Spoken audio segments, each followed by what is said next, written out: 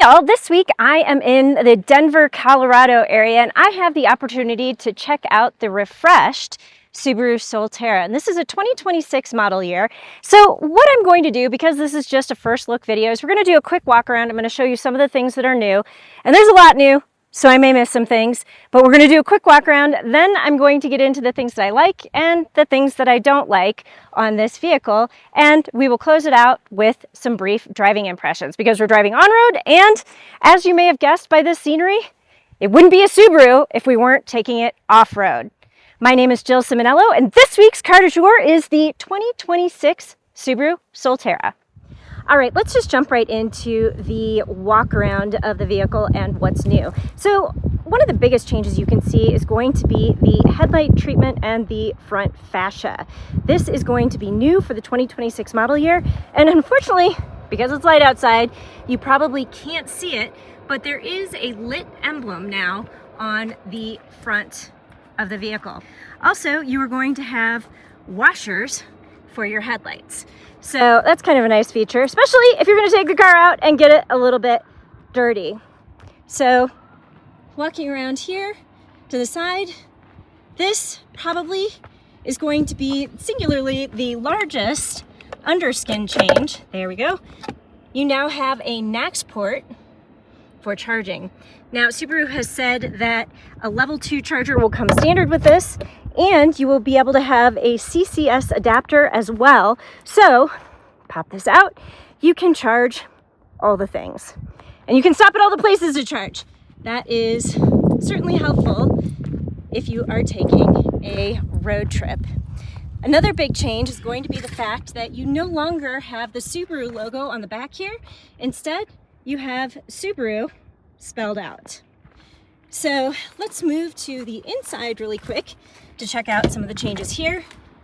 And perhaps the biggest thing you're going to notice is this 14-inch screen for the infotainment system.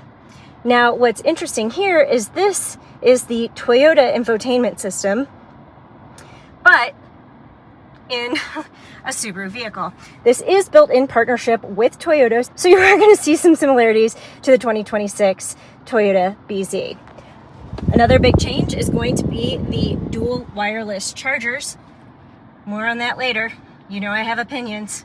But this is going to be the same. This is the gear shift you have, and essentially it's kind of looks like a hockey puck, and you have to push it down to put it into reverse, push it down to put it into drive, and then you push it down and hold it to put it into neutral, and then you can hit the park button. So this isn't what you push, it's this outer ring here is what you're going to push. Make sure that's in park. Now this is a Touring XT, and the XT trims do have a little more horsepower than you will see in the non-XT trims. So you're looking at 233 horsepower versus 338 horsepower. The other big change for this model year is going to be the fact that you have more range. So with the non-XT versions, you are looking at about 288 miles of range, and then with the XT versions, you drop down to 278. So that is just a quick look at the exterior, interior changes for the 2026 Subaru Solterra. Now it's time to jump into things that I like and things that I don't like. All right, to kick off my like list, I want to start with this right here, and that is going to be my driving position, because this has an interesting setup. You have your gauge cluster that kind of pops up over the top of your steering wheel instead of being able to be seen between the top of your wheel and the center of your wheel. And a lot of people in the previous iteration had problems with the steering wheel bisecting the gauge cluster, or they just didn't feel right. I never had that problem. I always thought that this was a good driving position, and it still is. But I talked to somebody who was 5'10", I talked to somebody who was 6'3", and they both said that the steering wheel did not obscure their gauge cluster, and they were able to get a really good driving position. So I'm going to say this is a really good driving position for a multitude of drivers, and that makes the like list. Something else that really makes the like list, and I noticed it first when I was sitting in the passenger seat, and then when I came over into the driver's seat, these seats are really comfortable. They're really comfortable. And a lot of it has to do with the padding that's right here. It just hits you in exactly the right spot. And the seats are firm, but they're not too firm. And they've got a little bit of cushion, but they're not too cushiony. And I will point out that when I'm driving and I put my head up against the headrest, it doesn't tip my head forward. I get a lot of times where I'm driving and it's like, I feel like I'm driving like this, so then I end up driving like that, and that's really not comfortable for the long haul. So driving this Subaru Solterra, I was able to get just a very comfortable position, and you know, visibility, everything is really good. So I think that ranks number one on my like list. Now I'm gonna flip this around so we can talk about some of the other things that I really like. To follow up on my driving position, I just want to show you, this is what I see when I am looking out over the wheel. You've got a really good clear view of the gauge cluster, and then your view moves over to this beautiful 14-inch screen, which I also really like, and it has wireless Apple CarPlay and Android Auto. And there's a lot to like about this, from the maps that fill out the entire screen to the actual fact that you have navigation menu items over here. So if you want to go in and out of Apple CarPlay, it's really easy to do that without clicking in different buttons and going through menu items. So this is static and it stays there and allows you to access vehicle settings, your phone settings, your music, without having to scroll through different things. And because I have Apple CarPlay open, the music is synced to my Apple CarPlay, and yeah, I don't have any music playing on here at the moment. So I like this. I like the fact that this is a nice large screen. And I know some people are going to comment about the fact that, but you have climate controls on the screen. It doesn't bother me. It's not, these icons are really big, so while you're driving, it's easy to hit the thing that you want, and you still have controls here, dials for your temperature gauge, and that's really what you want. You just want to be able to, I'm cold, I'm hot, and you can turn it up or down really easily. So I like that. And then you have your fan speed. Oh, that's kind of annoying. So you're, okay, now that's swiped. So I guess you just got to get it going. But so then you have your fan on here, and yeah, that doesn't necessarily bother me either, as long as it works. Something else I really like is the fact that you have this right here that opens on both sides. So it's easy access for both the passenger and the driver. I mean, assuming you don't have a far forward driving position. My button is kind of obscured by the seat in this position, but I like the fact that it can open up to either side. I mean, I almost feel like maybe there should be a button here, but maybe that's too many moving parts. I should point out, this is a top tier Touring XT trim. So some of the things that you're going to have on this, you're not going to see on your lower trims. And that's going to include your memory seats, your heated and ventilated seats, and your heated steering wheel. All things that I really like. We did drive off-road a little bit, and I will talk about that when I get to my driving impressions. But I thought that the X mode worked really well, and I appreciated the cameras that popped on when you were in X mode to show your trajectory and the angle of your tires so that you could more easily follow the path in the track. And these were very helpful in off-road situations because of the tight and narrow situation that we were in. So I like the camera. I like X mode. Now there is something I don't like about this, but yeah, we're saving that for the do not like list. So while we are on the idea of cameras, I'm going to go ahead and get out of X mode, and let's dig into this a little bit, because you have the Toyota-esque around view camera that goes on. Sorry, that's my driving partner, who's being very patient while I'm doing video. But I like the around view and the multitude of views that you can have while you are using like the camera. So you just hit the button, you get the around view, then you can change how you want it to look. You can X out of that, and then obviously if you put it into reverse, you're gonna get this that pops up, and then when you go into drive, it goes to your front view. So I like the camera angles. Now to talk about something else that I really like, we are going to exit the vehicle. And I want to talk about cargo space. So, for an up-level vehicle, you do have the kick activation, but you do also have the power liftgate, and you have a lot of cargo space back here.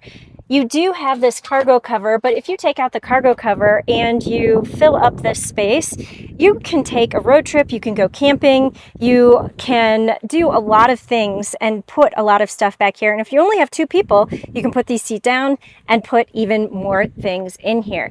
And I didn't point it out when we were talking about some of the tech features, but this camera right here is a rear camera mirror. So you can use the rear view, but you can also turn it into a digital display. So if you do end up stacking all of your gear in the back, you can still see out the rear. I like that too.